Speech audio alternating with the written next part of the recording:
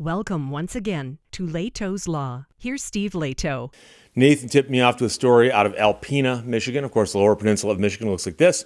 And Alpena is over on this side, the eastern side of the lower peninsula, along Lake Huron. I know some people up in the Alpena area, good friends of mine. And the Alpena News reports that the judge says couples' rights were violated. Not a lot of detail in that headline, but we'll get to it. Temi Fadayomi wrote this in a 74-page opinion. Federal Judge Thomas Ludington ruled that this couple's Fourth Amendment rights have been violated when their neighbor and 3 government officials searched their property without a warrant. Now, I'm not quite sure why government officials would think they can search property without a warrant. Why does the neighbor think they've got the right to search anything? That to me was the part that stuck out there, but the case will now go to a jury trial, which is scheduled to take place in March of next year in the U.S. District Court for the Eastern District of Michigan. I'm licensed to practice there, by the way, and I spend a little bit of time there from time to time, as well as the Western District of Michigan. The trial will determine what damages, if any, the couple are owed. According to the court's opinion, the couple's neighbor, along with the Elkona County Building Department official, the now former Caledonia Township zoning officer, and the District Health Department Environmental Health Program Coordinator, visited 5 recreational mini cabins located on 40 acres of property owned by this couple south of Hubbard Lake. And they visited, and it was an unannounced inspection of the property after anonymous complaints about the cabins were made, claiming that the couple was doing something wrong. Now, here's the problem. The cabins are homes. They might refer to as little homes or something. But the point is that if you look at them, they look like homes. Walls, a roof, a door, windows, they look like homes. And that actually comes into play here. The unannounced inspection came after the anonymous complaints. And by the way, the government really should not take anonymous complaints that seriously, because quite often people file them just to annoy somebody else. And so when somebody says, oh, we have probable cause to do something, oh, yeah, what's that? An anonymous complaint. So you don't know who made the complaint? No. You don't know if the person made the complaint is even in the U.S. They might be in another country. They might be on the other side of the planet. You don't know if the person who made the anonymous complaint was simply somebody within your own department calling you to give you a good reason to go in and do that. I mean, it should be a non-starter. So the officials never sought permission to enter the property, and the government officials never attempted to obtain warrants prior to the search. And I've mentioned this before. One of the things that I would do as a judge, and I think that government officials should take this to heed, is that if you're going to go do something where you could get a search warrant, ask yourself, why are we not getting a search warrant? Because there are times when a search warrant can't be gotten due to how quick something's happening, for instance. But if there's just buildings out in the woods that you want to look at, and you think you've got a reason to look at them because of an anonymous tip, ask yourself, well, is there some reason that we can't get a warrant, or do we have to rush right out right now and take a look at those buildings? Are they going to escape? Are they going to disappear?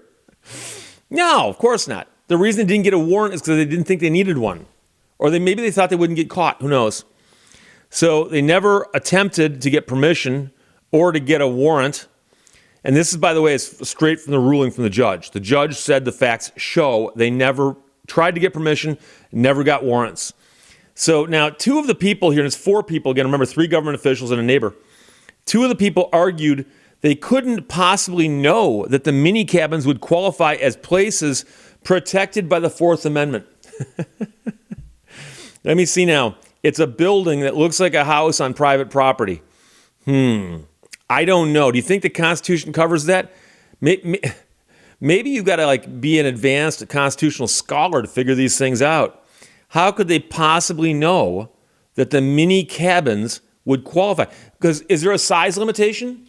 You're protected in your home as long as it's over a certain square footage? I don't recall there being discussions of square footage in the Bill of Rights.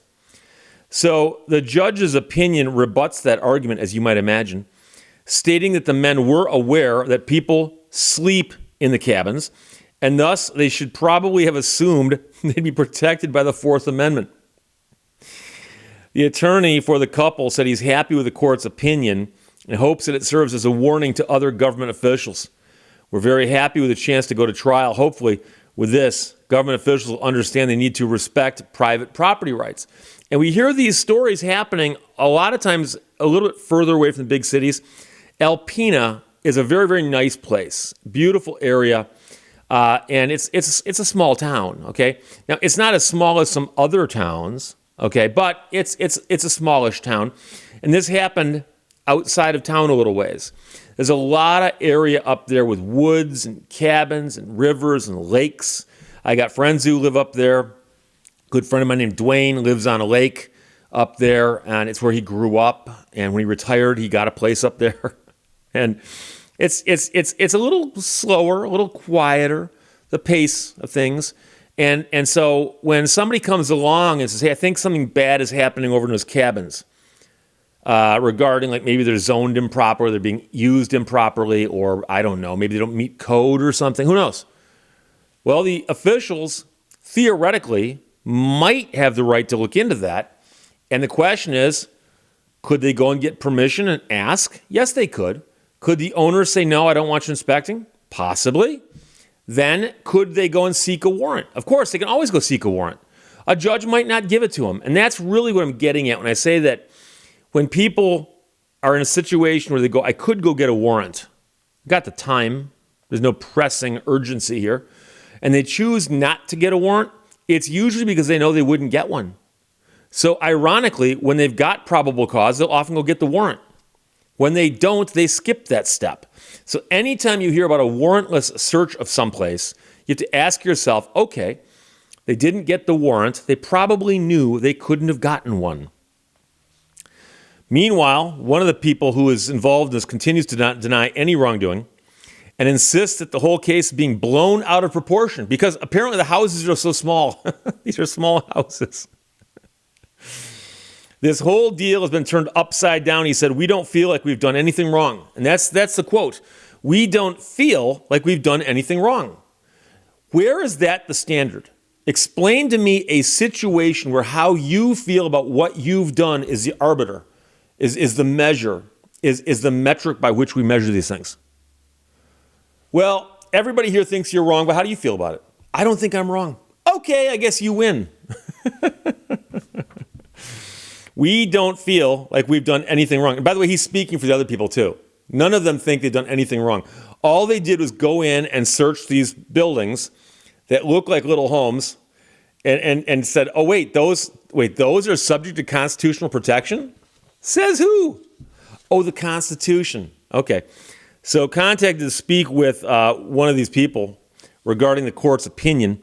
An official at the district health department responded they had no comments at this time. None of the other defendants in the case could be reached for comment. So the one person who did speak says, we don't feel like we've done anything wrong. But the government officials, which was 3 of them, and a neighbor searched the property without a warrant. And the property was 40 acres of property with 5 recreational mini cabins on the property. 40 acres, by the way, is a pretty decent-sized chunk of property. It's a pretty good-sized chunk of property. And so chances are to get to those cabins, you had to cross over some property to get there. I doubt that the cabins are right up against the property line. So simply entering the property without permission is probably a bad thing. And then to go and actually poke around inside those cabins would be another problem altogether. And the federal judge has, in fact, agreed with that. So the defendants in this case filed a motion, apparently, to have the case tossed by saying that, well, we inspected the cabins, but we didn't need a warrant to do that. And the judge has said, yes, you do. And when they say, well, we don't feel like we've done anything wrong, he said, it doesn't matter. Your feelings don't matter. And now, here's the thing. I'm not one of these guys who subscribes to the belief that your feelings never matter. Your feelings don't matter. I don't believe that. I think feelings do matter. I do. As to what amount of matter they are, I don't know. It depends on the situation. I've been in situations before where people told me they were offended by something I had done, and I'm like, oh, sorry. That's good for you, I guess, but whatever. I don't mind. But I've also been in situations before where I see somebody going, okay, that is kind of bad that someone's doing something like this. And feelings can matter. I mean, when you go to court, if you've been wronged by somebody, your feelings might actually play into what kind of damages you can get, depending on what the other side has done. But when somebody simply says, we don't feel like we have done anything wrong, guess how many defendants say that both before and after they're convicted of something? Now, these defendants are being sued. They're not being tried. So they're not going to be convicted of anything here no matter what happens, unless they get prosecuted for trespassing, which they could have been probably, but that's another story altogether. But they're being sued, and they're being sued for the warrantless search of the little cabins on the 40 acres of property, which, again, like I said, unless those cabins are moving around at night, they could have gone and sought a warrant, but they didn't. So you have to ask yourself, why didn't they go to try to get the warrant? And I suspect it's because they couldn't have gotten one. So there you go.